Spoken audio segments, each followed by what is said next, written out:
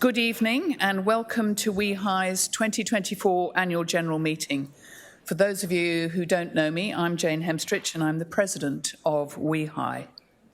I'd like to start by acknowledging that today we're on the unceded land of the Wurundjeri people of the Kulin Nation, and I pay my respects to elders past and present and recognise that we've got a lot to learn from the oldest living generations of scientists, teachers, artists and engineers who used and cared for the land on which WEHI operates at Kew, at Bundoora, Parkville and Elizabeth Street.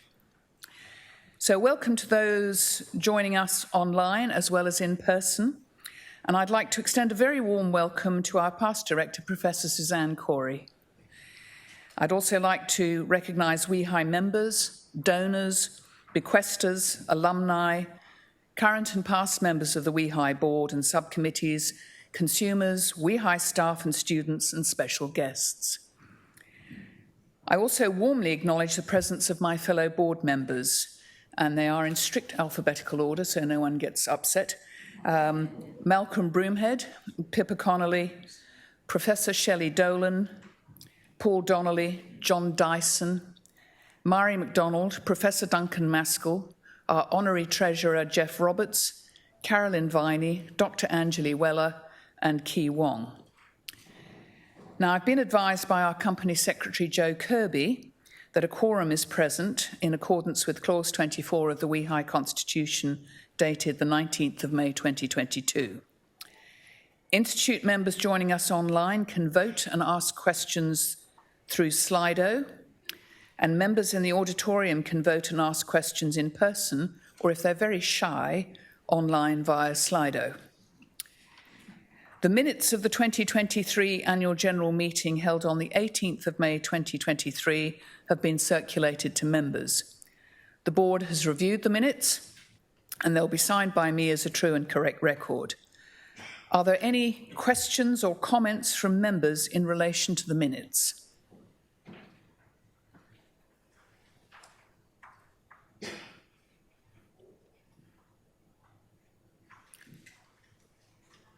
For the online lag, bear with us for a moment. Yep. No questions. As there are no questions or comments, I declare the minutes accepted. I'm now delighted to share my President's report and reflect on the past year at WEHI. The WEHI board and executive team continues to focus on ensuring WEHI's long-term success and sustainability. We focus on fostering a thriving institute where researchers perform exceptional science that improves human health. To that end, 2023 was a standout year with two major milestones that promise to position WEHI for a bright future of continued innovation and impact.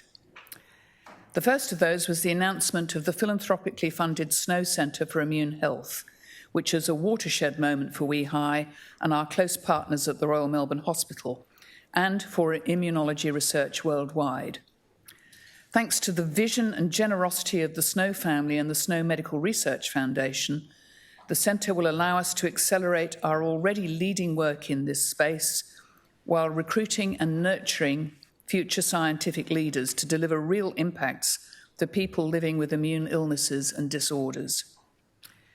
The other major milestone is a very rare one for WEHI. We have a new director. For only the 7th time in our 109-year history, we were excited to announce the appointment of a new director for WEHI, Professor Ken Smith, who you'll hear from shortly. A WEHI alumnus, Ken brings a global perspective, commercial acumen, and a breadth of research, clinical practice, and strategic leadership experience to his role as our director. Supported by an exceptional executive team, staff and students, the board has every confidence that he'll continue to build on WEHI's strong and distinct legacy of collaboration, integrity and brilliant research while boldly taking the Institute into the future. I'd like to take a moment now to express my sincere thanks and appreciation to Professor Christine Kilpatrick, a WEHI board member who departed in December last year after 6 years of outstanding service. WEHI benefited for many years from Christine's expertise, and we're grateful for her exceptional contribution during her time as a director. I'm also pleased to welcome to the board Professor Shelley Dolan, Chief Executive of the Royal Melbourne Hospital, and Paul Donnelly, the CEO of Flagstaff Partners. Shelley is a highly respected clinical and research leader with an impressive record in healthcare, both here in Victoria and in the United Kingdom. Her contribution to leadership, strategy development, the oversight of large capital schemes and broad stakeholder expertise will be absolutely invaluable to WEHI. Paul has over 3 decades of experience in capital markets and corporate finance in multiple global markets. He's very well placed to help WEHI achieve our strategic goals and support the effective financial oversight of the Institute. The WEHI board is fortunate to have 2 new directors with such depth of expertise and experience to guide and shape the future of the Institute. This evening, I'm also pleased to welcome 16 individuals who've made significant contributions to the Institute as new WEHI members. Our members include former board and committee members, former scientific and professional staff, scientific collaborators, and our long-standing and generous supporters. We warmly welcome the following new WEHI members: Professor Jerry Adams, Dr. Philippe Bouillet, I hope I've pronounced that right, Roly Clifton Bly, Richard Sen, Professor Suzanne Corey, Dr. Rob DeRose, Meredith Evans, Cush Harris, Professor Doug Hilton, Sir Jonathan Mills, Professor Nick Nicola, Paul Rayson, Anna Root, Professor David Vo, Jeff Wang, and Min Wang. WEHI is built on solid foundations, a team that operates with integrity, collaboration, and strong values. In 2023, we made further strides to enhance our organisation and culture, progress work in environmental sustainability, and in our reconciliation efforts with First Nations peoples. We also reinforced our organisational resilience by continuing to improve our ability to manage risks. We remain emboldened and humbled by our partners, donors, and supporters who at every level are fundamental to our scientific achievement. On behalf of the board, I thank all of those contributors. I never cease being inspired by the work of the entire WEHI team, whether at the lab bench, behind the desk, or out in the community. To our staff, our research and professional services teams, our students, thank you for another year of hard work and inspiring scientific discovery. I'd now like to introduce Professor Alan Cowman, who was WEHI's acting director from September 2023 to April this year, to give us the director's report for 2023.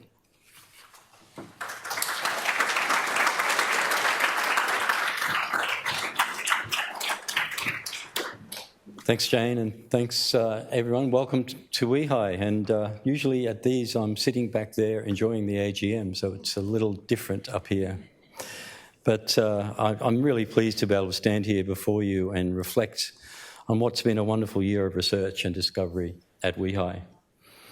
It's been an absolute privilege and honour to experience WEHI from a different perspective, taking on the role of acting director following Professor Doug Hilton's departure last year.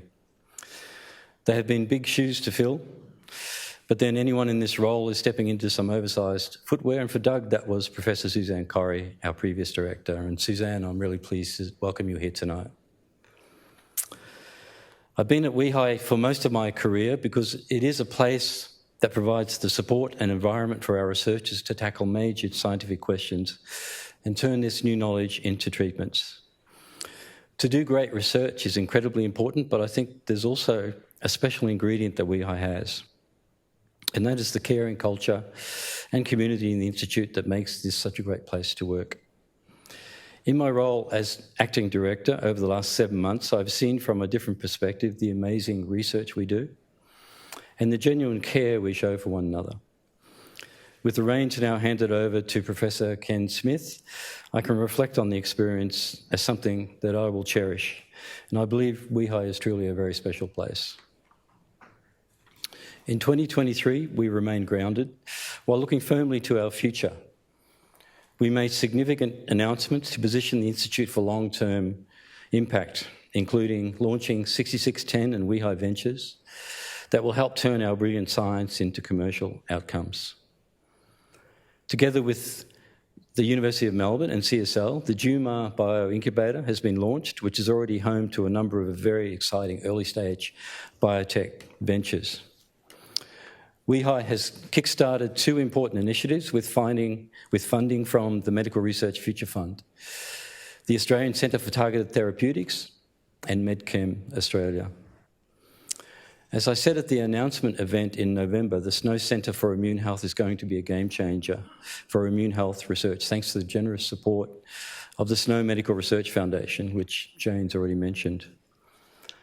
Together with our friends at the Royal Melbourne Hospital, and we know this collaboration can deliver better outcomes for people experiencing immune health and disorders, and we look forward to working even more closely with the Royal Melbourne Hospital and Shelley Dolan, the CEO. And I note Shelley is here. Welcome back, Shelley. Great to see you here tonight. WEHI continues to produce exceptional science. I'd like to highlight 3 scientific publications to give you a taste of what our research has achieved in 2023. An investigation in the journal Cancer Cell into the lungs of smokers and those who have never smoked has found substantially different inflammatory environments. Research led by Professor Marie-Liesse Asselin-Labat, Professor Daniel Gray, and Dr. Claire Whedon found that a subset of T cells were highly enriched in smokers' lungs and that these cells applied selective pressure on tumours to allow evasion of the body's immune response. This helps explain why immunotherapy is not always effective in treating the disease, and this has highlighted the need for tailored treatment for patients depending on their smoking or non-smoking history. A collaboration between researchers in Australia and Malawi has explored new ways to fight anemia in developing nations and found a single iron infusion can significantly reduce iron deficiency in pregnant women. The study, published in The Lancet and led by Professor Sant-Rain Pasricha, found that a 15-minute iron infusion could be administered in a resource-limited setting and that this reduced the iron deficiency component of anemia by around 60%. This is much better than that recommended that they obtain with oral iron tablets. Importantly, this trial could lead to urgently needed new treatment options for iron-deficient women in resource-poor communities. And thirdly, I wanted to highlight research on the links between the types of bacteria in our digestive systems and the development of bowel cancer, which was published in the journal Gastroenterology and led by Associate Professor Oliver Sieber. So around 300 Australians are diagnosed with bowel cancer every week. And this study showed that identification of the type of bacteria in the intestine of people diagnosed with bowel cancer could be used to refine prognosis or potential outcomes. It also provides a potential bacterial targeted intervention. I am so very proud of our research and the impact we are having every day on the health and well-being of our community. The exceptional talent and leadership here at WEHI has also been recognised in 2023 through a number of awards and honours, and I'd like to particularly acknowledge Associate Professor Tim Thomas and Professor Anna Voss, who were awarded the 2023 Eureka Prize for Scientific Research. Also, Professor David Commander has been elected as a Fellow of the Australian Academy of Science, and Professor Misty Jenkins was appointed an Officer of the Order of Australia. The steps that we're taking to advance reconciliation at WEHI took on particular significance last year, where all Australians were asked to reflect on our past and future at the referendum on the Indigenous Voice to Parliament. We have launched our 3rd Reconciliation Action Plan, an important milestone, and continue to grow our partnership with Deadly Science, which is a practical step towards attracting more First Nations Australians into rewarding STEM careers. I would also like to recognise board member Professor Jane Gunn and our President Jane Hemstridge, who were appointed Officers of the Order of Australia. But there's also another significant contribution made by Jane that I would like to acknowledge today. Many of you may know the impact pancreatic cancer has had on Jane's family and her personal drive to accelerate research in honour of her husband, Philip Hemstridge, and her father-in-law, Reginald Hemstridge, who both lost their lives to this disease. Jane is a leading supporter of our work, not only through her incredible dedication and contribution as president, but also through her philanthropic contributions to improve outcomes for pancreatic cancer patients. More than half of all people diagnosed with this disease die within the first 6 months.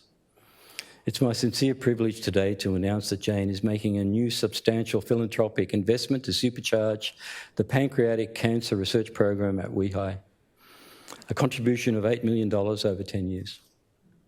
This will power the ambitious work of the team led by Professor Peter Gibbs, Associate Professor Tracy Patochky, and Dr. Belinda Lee. Among their pioneering projects, this team is developing a novel portal for pancreatic patients to join research programs and using living replica tumours or organoids to develop personalised treatment. Additionally, Jane is supporting a new collaborative pancreatic cancer research project between WEHI and the Garvan Institute of Medical Research. We're absolutely thrilled that Jane has demonstrated her confidence in our teams and our science and trusted us with this really exceptional legacy. And Jane, we're absolutely thrilled that you're backing us. We can't wait to see what the Hemstridge Centre of Excellence for Pancreatic Cancer Research delivers in the future. Please, can we have a round of applause for Jane?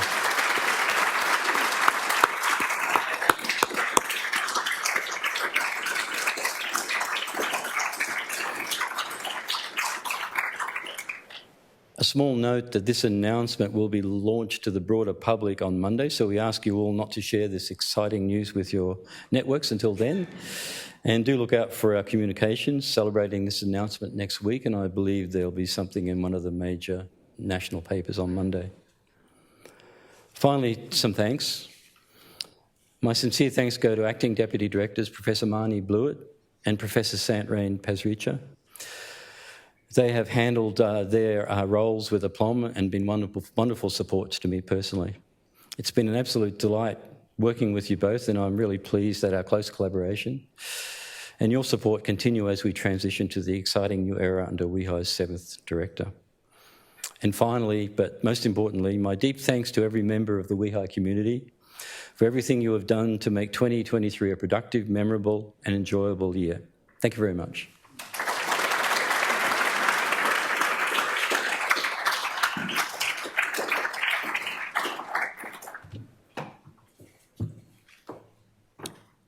Thank you, Alan, and thank you for your excellent leadership over the last months, stepping into Doug Hilton's extraordinarily big shoes. With Alan as our acting director, WEHI could not have been in a safer or more trusted pair of hands during this time of transition. And I also want to apologise to Professor Peter Gibbs, who I told that the pancreas cancer thing wasn't going to be announced until Monday, which just shows how much I know. I now call for any questions from WEHI members in relation to the President's or Director's reports. I'll pause for a moment to allow members to enter in their questions, and a reminder that you can raise these in person or via Slido.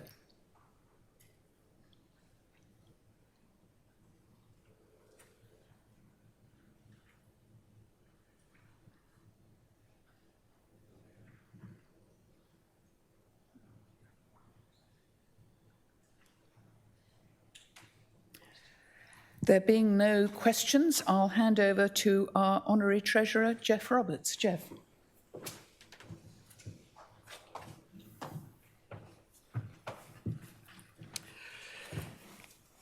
Thanks, Jane. Good afternoon, members and guests. I'm pleased to present the Statement of Financial Position, the Statement of Profit and Loss and other comprehensive income, the Statement of Cash Flows, the Statement of Changes in Equity, and the reports of the Directors and of the Auditor in respect of the 12 months ended 31st of December 2023. Quite a collection of reports, isn't it? It sounds very complex. We had quite a significant net deficit for the financial year of $42 million, compared with a small deficit of just under $1 million last year.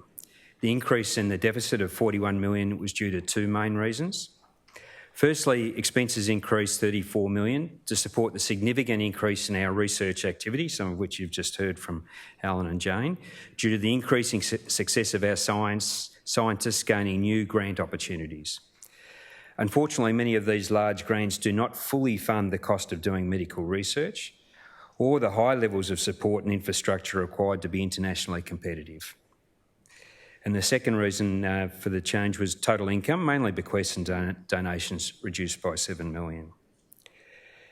WEHI's total operating revenue for the year was $172 million, which included $66 million of federal and state source revenue for research, other grants of $43 million, investment income of $33 million, and donation and bequests of $21 million.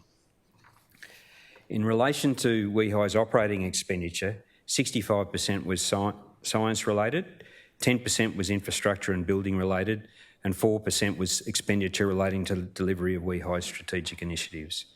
The remaining 21% relates to the professional services such as finance, HR, IT, legal and governance needed to support our research activities.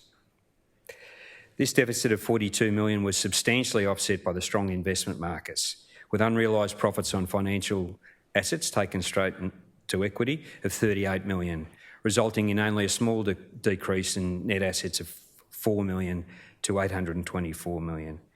A very strong financial position for WEHI to continue to pursue its mission well into the future. We are very well supported by the financial community, and I'd like to acknowledge the contribution of Andrew Scott, Stephen Milburn-Pyle and Fiona Trafford-Walker, who voluntarily serve on our investment committee. Steve Merlichik has retired from voluntarily giving his valuable time to the committee after 12 years and has been replaced by Nar Lucas. Thanks, Steve, for your great contribution. I'd also like to acknowledge JB Weir and specifically Adam Blennerhassett and Curtis Reid for their ongoing work and expertise. Infrastructure funding is critical, particularly as research, as I noted earlier, is not fully funded by incoming grants. In this context, we acknowledge the ongoing support of the Victorian and federal governments. As you can see, WEHI partners with a range of organisations, which means we are truly brighter together. As the Chair of the Audit and Risk Committee, I would like to express my appreciation to the members of this committee, including Pippa Connolly and Malcolm Broomhead, for their work on this important committee, which advises the Board on the financial stewardship of this great organisation. WEHI's leadership group and the finance team should also be recognised for their efforts in providing sound financial management of WEHI's resources. The external audit performed by Deloitte progressed smoothly and there are no matters of concern. Deloitte partner Sandy Lawson is here today and can answer any questions members may have on the audit. Members of WEHI, I now move that the Statement of Financial Position, the Statement of Profit and Loss and other comprehensive income, the Statement of Cash Flows, the Statement of Changes in Equity and the reports of the Directors and of the Auditor for the financial period ended 31st of December 2023 be received. WEHI members, are there any questions relating to the financial reports? They can be submitted via Slido or raise your hand.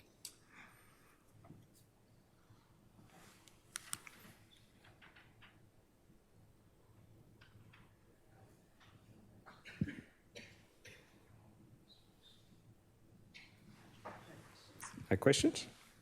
I now put the motion to WEHI members. Votes can be submitted via the polls tab or Slido or raising your hand. All those in favour, raise your hand. Against? I'll pause for a moment just to allow online votes. Affirmative. I declare the resolution carried. Thanks, everyone. Now it's my pleasure to pass back to our President, Jane Hemstridge.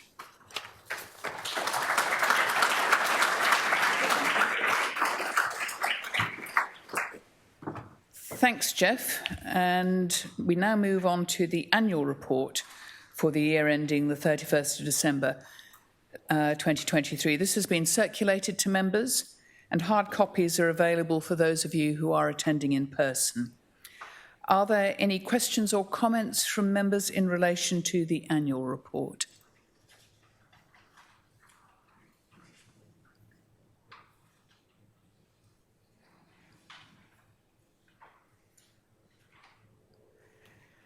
There being no questions, I now put the motion to WEHI members to endorse the annual report for the period ending 31st of December 23. Members voting online, please place your votes via the poll tab on Slido. For those voting in person, all those in favour, please raise your hand. Thank you. Any against? No. Online votes? Affirmative. Great, thank you. I declare the resolution carried. That concludes the formal business of the AGM, and we now move to the next section of special presentations and award announcements. I'd now like to warmly welcome WEHI's 7th Director, Professor Ken Smith, to share with us his vision for the future. Ken.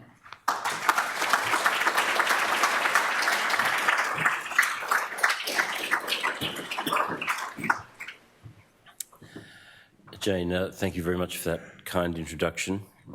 It's wonderful to attend my first annual general meeting as the director, and I'd like to thank all of you for being here and for being so supportive. I'd particularly like to thank the WEHI community that's made my arrival here much more pleasant than I had feared.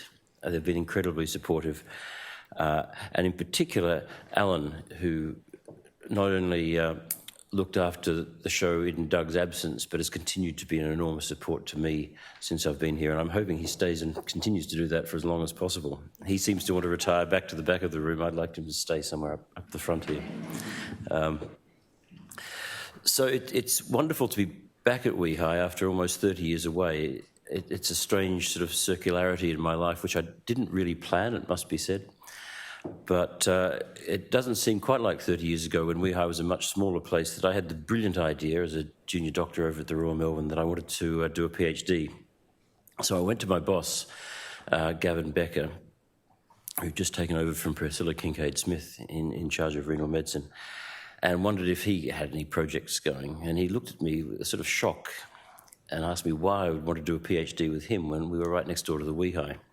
And he physically marched me across to Gus's office and presented me to Gus. And I didn't get out of the office, really, and stayed with Gus to do my PhD, supported very much by David Townsend. Had a terrific time and caught the science bug. For various reasons, I then got trapped in Cambridge, and it was a wonderful opportunity after 27 years there to come back here and become part of the community again, many of whom are still here, and I recognise and remember well. But of course, a whole generation or two have come along since and to join them. So what is it about WEHI? Well, I think Alan's mentioned the fact that it's a cohesive community that, despite the financial perils of science, works together, which is not always seen around the world in other institutions like this. So it's a great place to work, and it's a great place to work not by accident, but by sustained effort to maintain that research culture. And that's resulted in an astounding array of achievements over the years. And people always try and list these. And I'd like to mention just 2 or 3. You've heard them all before. And next year I could present you with 2 or 3 more and 2 or 3 more different ones the year after, because there's a great long list of serious achievements that have impacted human health that have been made here over the years. I'd like to mention a couple just to make the point that none of these happened quickly or by accident. These weren't sort of brilliant ideas turned into outcomes in a year or 2. They usually required 20 or more years of sustained effort by a number of people to fully realise the potential of what this place can deliver. So, for example, Burnett's perfection of the culturing of influenza virus in eggs, which is still used to make a lot of flu vaccines, that led to the discovery that flu was an RNA virus, the identification of neuraminidase by WEHI people, and eventually to Relenza. That whole sort of progression in interest in a single virus and a sustained effort took over 50 years. The discovery of BCL2's function in 1998, and I can see the authors all sitting there, through to venetoclax over 20 years. A small and perhaps less prominent example, but I was reflecting on this giving a talk yesterday at a meeting in town, was that in 1997, Doug Hilton discovered SOX1, suppressor of cytokine signalling 1, did a lot of work with Nick Nicola and others in that broad group, understanding how SOX1 worked. And 3 years ago, my group discovered the first human disease caused by an absence of SOX1. Because of the work that had been done here, identifying the fact that JAK kinases were associated with SOX1, we could then treat these patients with JAK inhibitors and had a remarkable response. So again, something that took over 20 years from discovery to a direct impact on patient care. And I include that not because it's as groundbreaking as the previous two, but just as a cute link between Doug and I, which I'd sort of forgotten until yesterday. And there's other examples, and I won't go on and on, but these are serious contributions to fundamental biological knowledge and to human health made by sustained effort. And the reason I make that point is that it's institutes like this, and it's the supporters of institutes like this that allow scientists the freedom to make those sustained efforts over many years that are necessary. So we need patience, but we also need long-term support to drive these changes. So I think we've got a terrific platform for the future, financially, with increasing investment from, for example, the SNOW partnership, which has been mentioned earlier. We've built on a platform of great scientific research on the work of the previous directors, and it's great Suzanne can be here to represent them. And together, I think the future to me looks extremely promising, which of course is why I turned up, otherwise I would have stayed in Cambridge. So what are we going to do going forward? Well, I think the first thing that we need to do is what all institutes have to do from time to time is reaffirm our guiding principles and reaffirm the fact that our primary focus at WEHI is on rigorous scientific excellence, and that fundamental biological discovery is at the heart of what we do. And this sets us apart from a lot of other institutes. We're not focused just on translation or on individual diseases. We're focused on understanding fundamental biological principles, and having done that, then translating them to the benefit of human health. You can't just do translation if you're translating other people's research. It's not productive, it's not very interesting. Far more important is to do the fundamental biology and then do the translation. And I think the pressures of short-term government funding tend to push away from fundamental biology. We have to push back.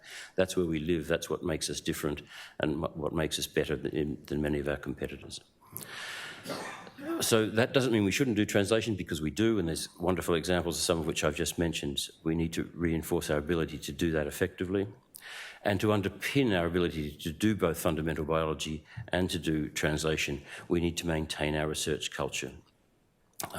And we have to ensure that talent from wherever it is in the community can be brought into WEHI and supported and helped to contribute to our efforts.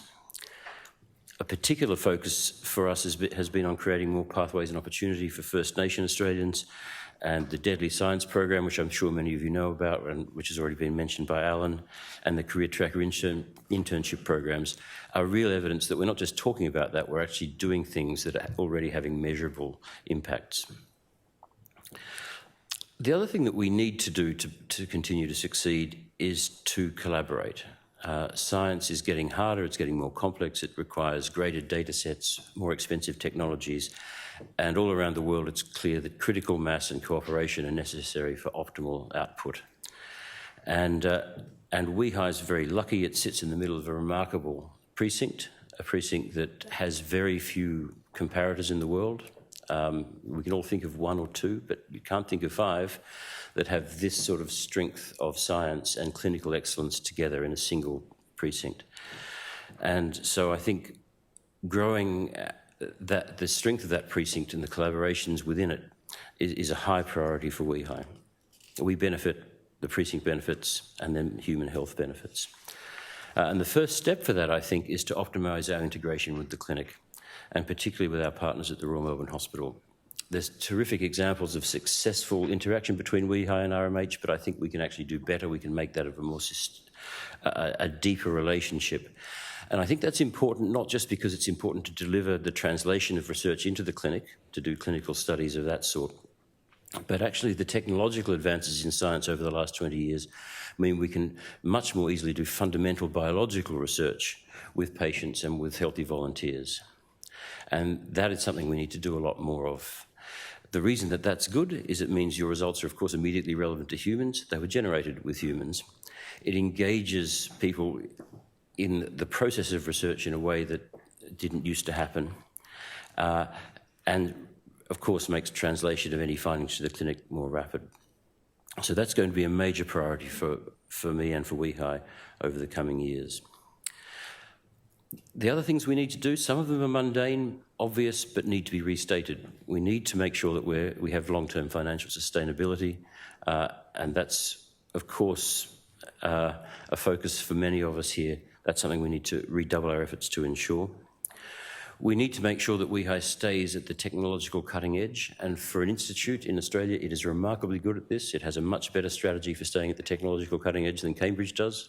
Cambridge does it in a very ad hoc way with big holes. There aren't holes here because the planning and the strategy at WEHI has been terrific, but we have to make sure that we support that. It isn't cheap, but it's absolutely vital for being a world-leading institute. And then we have to think about the future challenges in research. I think WEHI really beat the competition by its early focus on bioinformatics. When other people were talking about it, WEHI recruited some very serious people and developed an international reputation in that area. What do we need to do to keep abreast of artificial intelligence and machine learning and incorporate that into future science? We can't afford to get behind on that. It will take a focused strategic effort, I think, to make sure that we keep up. And then we've got to think about what human health is going to look like in the next 10 or 20 years. It's right that we focus on the current severe problems that confront people around the world, and of course, particularly in Australia and our region. But will they be the same in 20 years? And I would argue that a lot of them won't be the same. And we've got early research results from work we've been doing in Cambridge at warming up mice just to 36 degrees for a week. It's not very hot. Mice like to live at 30. That's the optimal temperature to keep mice. We keep them at 22, as an aside, to keep our technicians comfortable. But mice find that very cold. So a 6-degree increase in temperature for mice does amazing and sometimes permanent damage to their immune systems and to stem cells and a number of other bodily functions. And we're just beginning to understand the mechanisms that drive those changes. And we're doing the same experiment in people all across the world right now, and it's going to get worse in 10 or 20 years. So I think exploring the fundamental biology of some of our potential future health problems is going to be an important responsibility for WEHI to look into. So to finish, I'd like just to thank you all again for supporting the Institute. It's a challenging financial situation that we find ourselves in, both in terms of government and philanthropy at the moment for all sorts of reasons. And so the continued support that we get from the WEHI community is critical to helping us drive things forward. So in summary, just over the coming years, I'll be striving to help WEHI reaffirm its role as a national leader in fundamental biology. I don't think that's challenged. I think we just need to keep reminding people, and we need to keep reinvesting in our strengths. We need to strengthen our capacity to do more of this fundamental biology with people, underpinned by revitalising our links to the clinic. We need to strengthen our translational and commercial capabilities, and we need to develop a strategic plan that focuses on the health challenges of the future as well as our current health challenges. All of that in the context of long-term financial sustainability. So it appears I've got quite a bit to do. It's an incredible privilege to be given the opportunity to do it. And I'm really looking forward to going on this journey with all of you over the next few years. Thank you very much.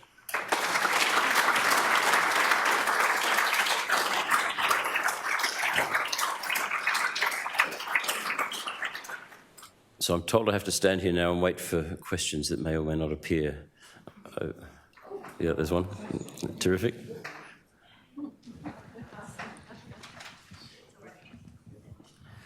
Ken, so with the increase in costs of research, both technologically and also the demands of the big journals, do you see an increase in the contribution by commercial and philanthropic sources?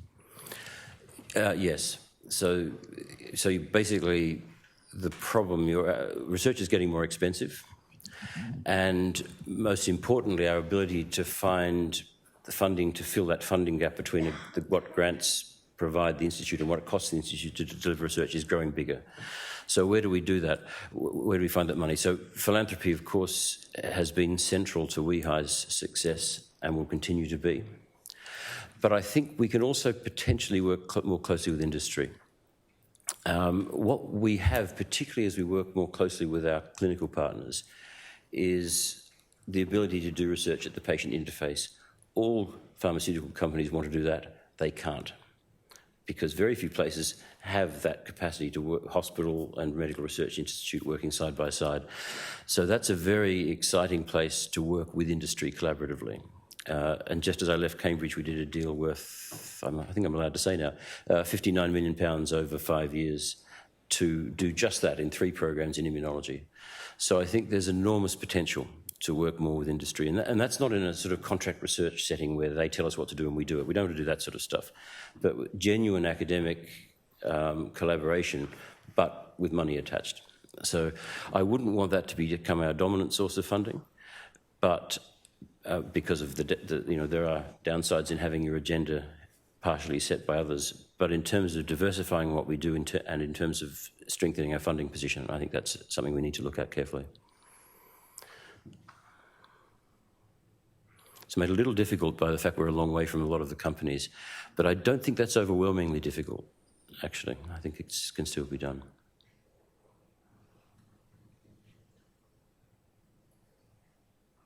Okay. Oh, there's one. It's going to be... Got to get the microphone into the middle.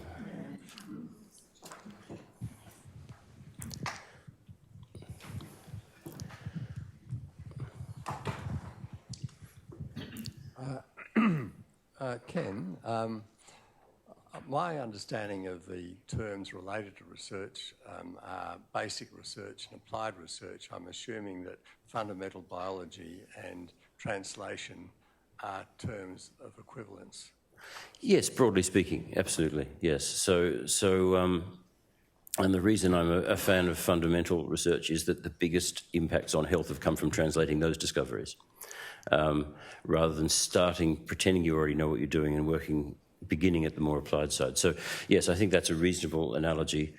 And I don't think it's controversial that we should be having a primary biological or basic research as our fundamental focus, but I think it's something we just have to keep reminding ourselves is important. Just another question quickly. Do you see a role for WEHI getting involved more in the commercialisation of research? Yes, I think that, so while I was in Cambridge, I watched a change in culture from my department, having been involved in no spin-out companies to more than 20 when I left. We didn't do that. The culture changed for all sorts of reasons we could go into. That culture change is starting here, and WEHI is really, I think, at the forefront of medical research institutes in Australia at helping drive that. But it should become the case that if your lab is doing very well and you aren't thinking of how to commercialise through a spin-out or some appropriate equivalent approach, you're maybe not doing your job. It's become part of a complete CV, really, for successful academics in other places, and I think we need to think in the same way. It's a terrifically exciting way to translate your findings into real impact. So that's something that many people here are working hard on, to make sure that WEHI is well positioned in that place and that we're developing that culture.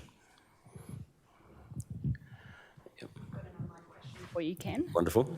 Can you tell us more about research into the human health impacts of global warming?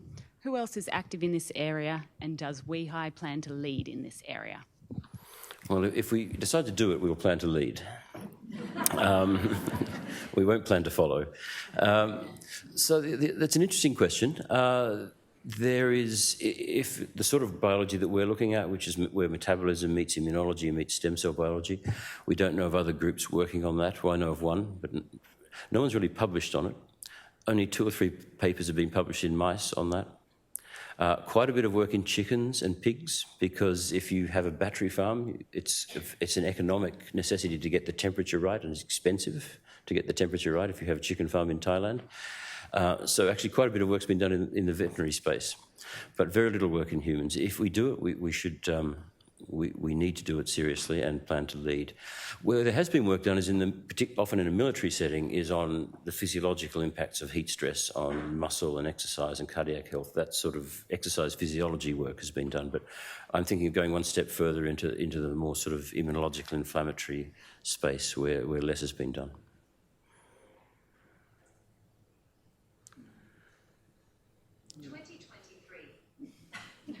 That's not 2024. They're trying to trick me. For online questions.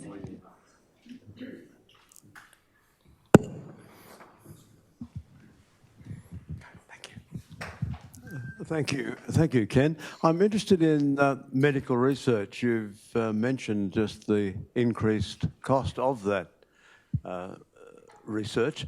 Tell us a little bit more about that. I mean, I'm assuming it's not just a matter of your very important and brilliant students who are in the labs and what have you.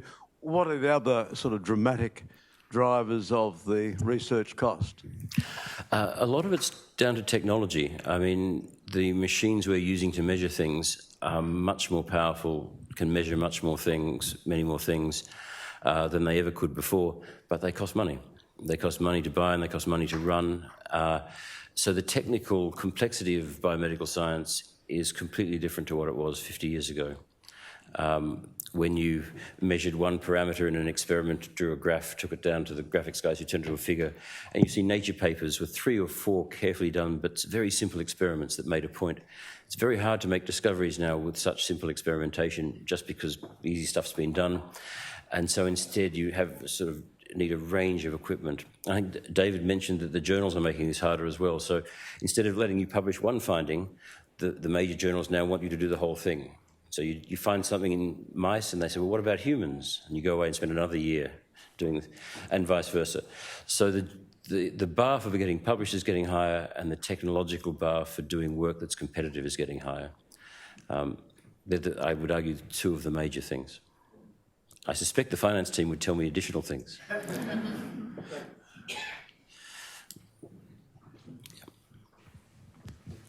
So there's a question from Val, who's just sitting down here, which is, WEHI has had a focus on centres of excellence. Do you see this as an important and a priority? So on centres? Centres of excellence. So centres that operate within WEHI? Yeah, Yes, I think... Again, I think it's nice to have a mixed economy, but I think that the centres do play a terrific part in putting together collaborative groups both within the Institute and beyond to drive science. So I think we wouldn't want WEHI to be replaced by a whole bunch of centres, but I think that carefully, strategically selected centres are great. And as long as we've got space, Alan's looking worried, we should have more of them. Welcome back, Ken. Thank you. My question is about science communication, the role of the Institute, yourself, the leadership, in addressing the challenge of science miscommunication, misinformation, and the whole armamentarium of the current technology that monetises disinformation. I mean, think about vaccines and the whole issue there. So would you care to present your approach to that issue? Okay, so I'll answer that question in 2 halves. The first is to acknowledge that it's an increasing issue, and to emphasise how disappointing that is. I think if we all went back 50 years as science was becoming more visible to the public, I can't go back quite 50 years, but 30 years, I think a lot of us thought that as the message for science gets out there, people will become more rational, and it will get easier to grow, to get rid of these pockets of misunderstanding, and education will fix them. I think recent events have convinced me now that it will never work, that there's a group of population who will be it'll be difficult to make receptive to these arguments, or at least who are easily swayed by counter-arguments. I don't have a plan for confronting that's easy to articulate, but it clearly is an important role for WEHI in communicating rational science in a way that is accessible to the public. And one thing that's becoming clear from talking to people is one bad way of making it accessible to the public is to explain it in a rational didactic scientific fashion, because that works for you and me, but I think we've got to find a way of communicating our rational scientific arguments in a more emotionally accessible way. And I'm not the expert at doing that, as you've probably gathered. But fortunately, we have people here who are better at it. So it needs to be a priority, and I need to think about how best to achieve that. Given the strengths of the community here, we should be able to make a positive impact, but I fear we won't solve the problem. I hope that's enough.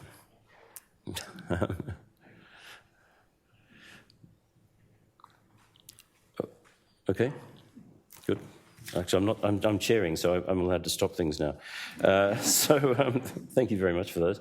So I'd now like to introduce Dr. Drew Berry, who's WEHI TV's Biomedical Animations Manager, and he's sort of our version of Steven Spielberg. And he's going to update you on the latest WEHI TV developments. So, Drew, thank you.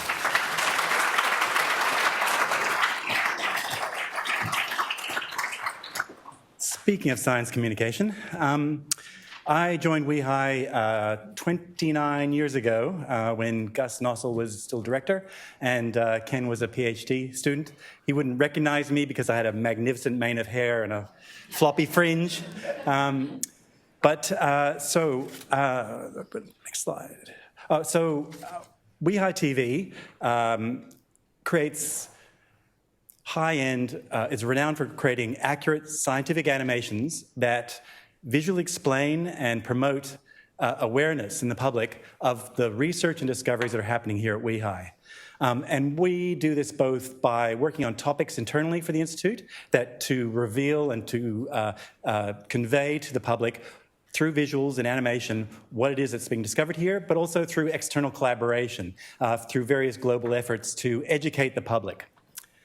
And I'm very proud to say that I've been leading WEHI TV now for 25 years, and we have a huge collection of animations, both about topics at WEHI and also one-on-one classic biology topics for classroom and university education.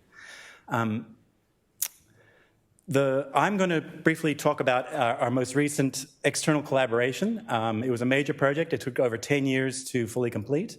And it was supported by the Wallenberg Foundation, which is Sweden's largest philanthropy. They fund over $1 billion worth of projects in medical research, in technology, and in education each year, with a particular focus of obviously in Sweden.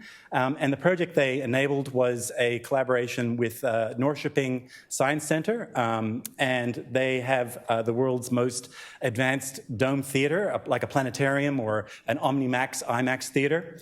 And what they wanted to do was, rather than, over 150 million people go through dome theaters and planetariums each year, and most of them are high school kids on science excursion. And what they want to do is, rather than them going and seeing star shows and going out into outer space, we wanted to go into inner space and to get kids inspired and excited about cell biology. This will be their first exposure to cell biology and molecular biology, and to get them thinking about careers in science. In Sweden, they built the world's most advanced dome theater, and it's super high resolution, high resolution than IMAX, full 360 wraparound. It's an amazing space to be in. And the project is called Chemistry of Life, and they launched the Swedish version last year, and January this year at the Dome Under Festival here at the Melbourne Planetarium. We launched the English version. It's called, it's a journey into our cells to look at the molecules and the chemical reactions that enable all life on Earth. We just launched earlier this year, yet it's already won a few awards, including just last week at the Beijing International Film Festival. It won Best Science Special Effects film. So thank you.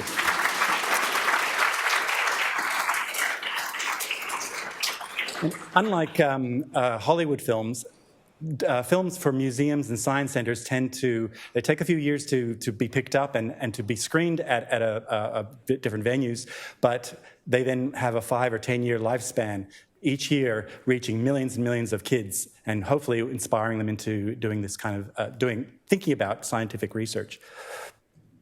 So the Wallenberg Foundation, not only did they, I thought it was incredibly ambitious to build this one dome, super high advanced dome in Sweden, but now they have 5 of them, 4 more they just launched it by the end of last year. So they're very, very serious about science education.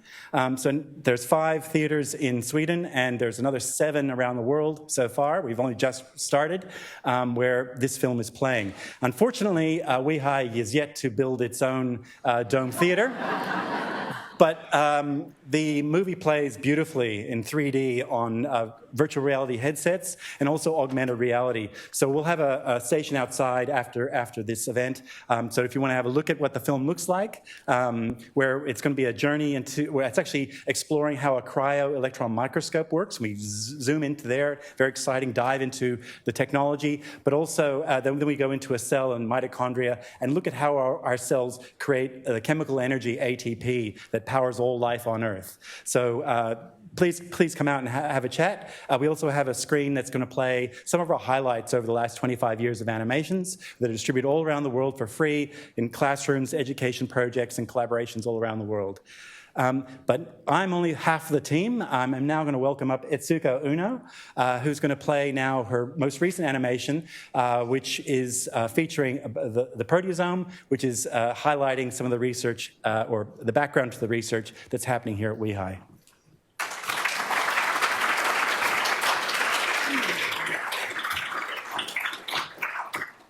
I'm really excited to share with you our latest animation on the proteasome. The proteasome is the cell's recycling centre. It breaks down old or damaged proteins into small pieces so that the cell can later repurpose them for new protein synthesis. Not only is the proteasome an amazing piece of biology, it's central also to a new wave of drug development here at WEHI. Many of you would have heard of degrader technology. WEHI researchers and collaborators were awarded major government funding last year to develop targeted protein degrader medicines and technology. We heard about this important initiative from Alan today. Degrader technology labels misbehaving proteins with special tags that are recognised by the proteasome. And as a result, the proteasome can degrade or break down these misbehaving proteins into harmless pieces. WEHI is at the forefront of degrader technology in Australia. And I hope this animation helps conceptualise some of the amazing research that happens at our institute. I'd like to thank members of the Ubiquitin Division, headed by David Commander, for their expertise during the production of this work. In particular, I'd like to acknowledge Willie Nuckbar, Michael Roy, Bernard Lechtenberg and Becky Feltham for their critical advice during story development. I hope you enjoy it. Thanks, Jackie. The proteasome.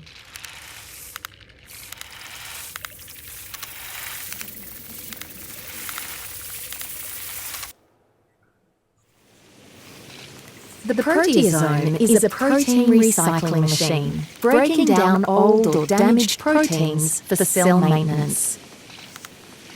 This enzyme complex cleaves proteins into short stretches of amino acids called peptides.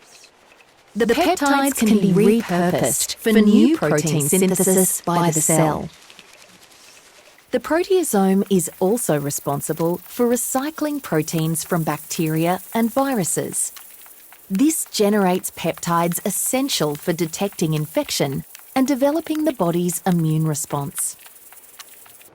The proteasome is a molecular machine. It contains receptors that recognise proteins tagged for recycling, and a motor which unravels the protein and threads it through to the proteasome core. The motor has 6 subunits that work together and will mechanically pull the protein through a central channel, preparing it for the proteasome core. The proteasome core contains a chamber that cuts the protein into peptides. 6 cutting enzymes, known as proteases, line the chamber. Receptors in the proteasome recognise ubiquitin tags, marking proteins for recycling.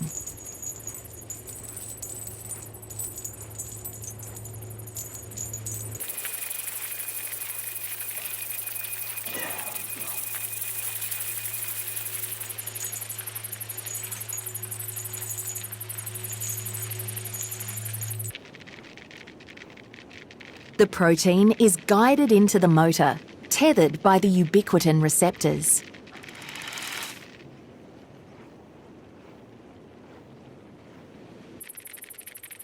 An enzyme in the proteasome removes the ubiquitin tag, preparing the protein for unravelling.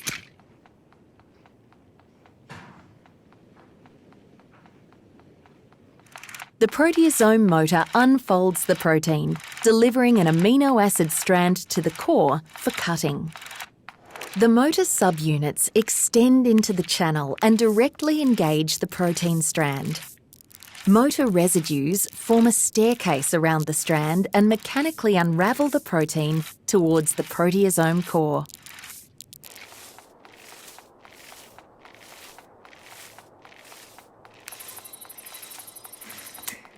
The proteases within the proteasome core cut the protein strand into peptides of varying length, typically ranging from 2 to 25 amino acids.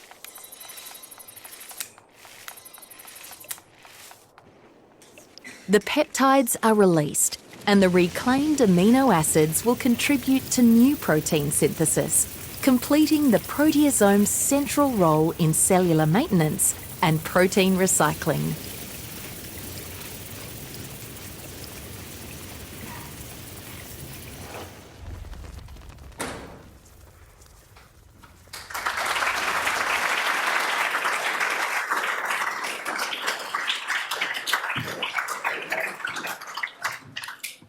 So thank you, Drew and Etsuko, for that terrific presentation of what science really looks like. It's pretty exciting, isn't it? So I'd now like to introduce Jessica Borger, the Scientific Education Program Leader. She's going to present this year's Metcalfe Scholarships and Lynn Corcoran PhD prizes. There she is, sorry. Behind you.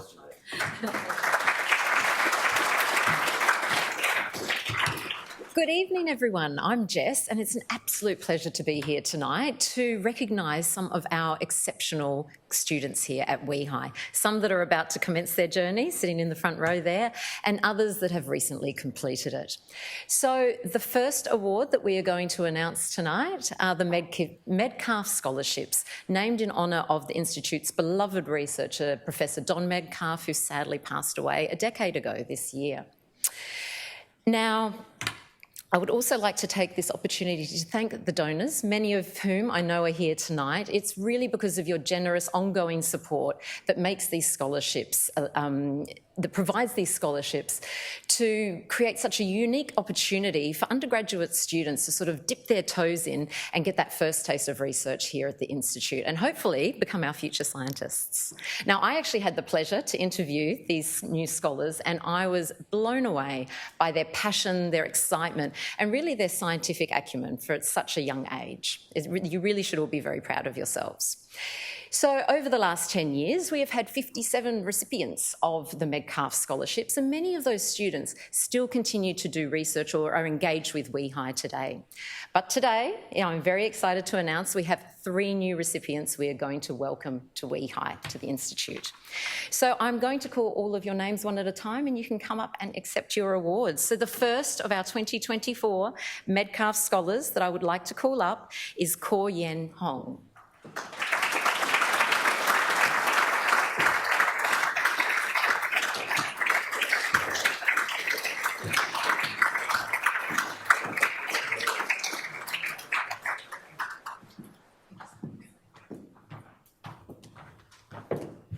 All right, and the second of our 2024 Metcalfe Scholars is Elizabeth Lay.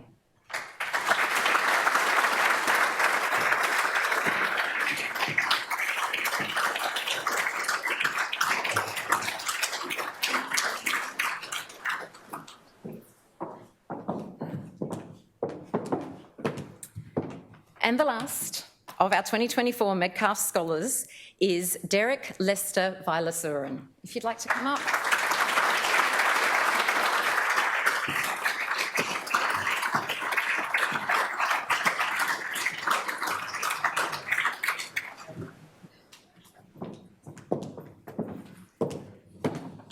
All right, and the next and final award that I will be presenting, there's still one after me that Ken will present, is the Professor Lynn Corcoran PhD Prize. So this is presented every year to the best PhD thesis of a student at WEHI, and it is for the PhD that was passed in 2023. So this award was established in 2017 in honour of Professor Lynn Corcoran and all she has done, her energies, her passions that she has put into educating our young scientists that are undertaking their PhD journeys here at WEHI. Now, it's my great pleasure to announce that we have 2 winners this year. So the first is Dr. Cassandra Harapas. She's from the Inflammation Division, and her PhD was entitled A Genetics-Based Investigation of NLRP1-Driven Autoinflammation. Now, very excitingly for Cassandra, but a bit sad for us, she's not here tonight. She is in Berlin, where she has started a very successful postdoc position. So the person that will be collecting her certificate tonight is Professor James Murphy, who is the division head of the Inflammation Division.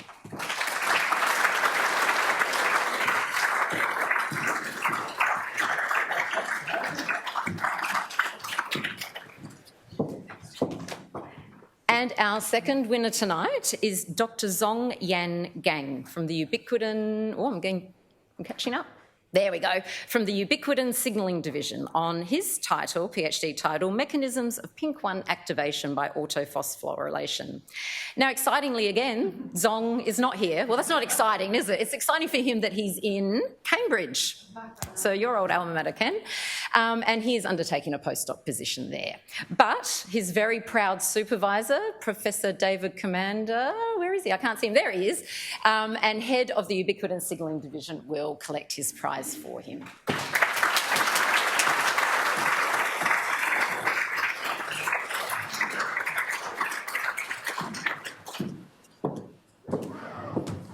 And that concludes the presentations that I'll be giving tonight. I think, again, we just really need to acknowledge how special it is to come up onto this stage and accept a scientific award. It doesn't happen to too many people, so well done to all of you. And I will now hand back to Ken.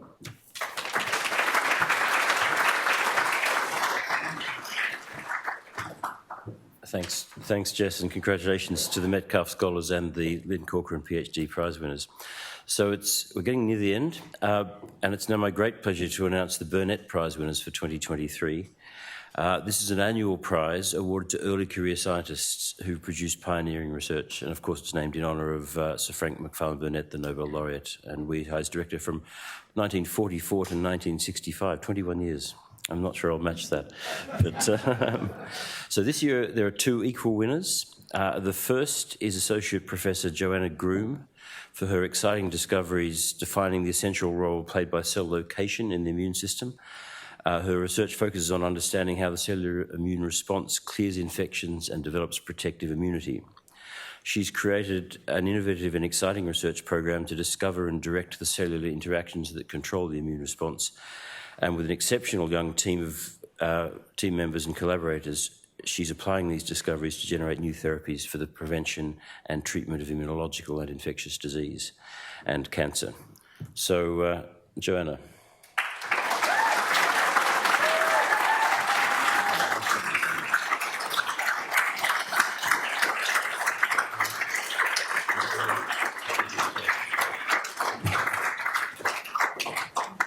Congratulations.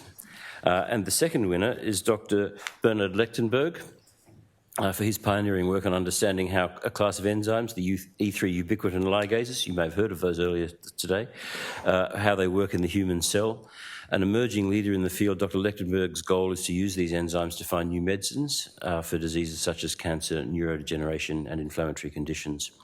And as a lab head in the Ubiquitin Signalling Division, he's built a powerful team and established multiple research programs geared towards understanding the molecular mechanisms and structures of disease-relevant E3 ubiquitin ligases to support those translational goals. So, Bernard, can you come up, please?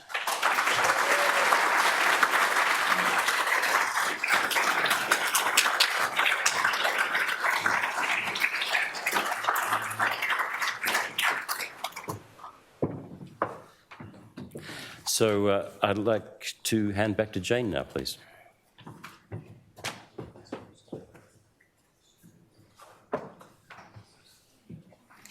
Well, thank you, Ken, and congratulations to all the prize winners.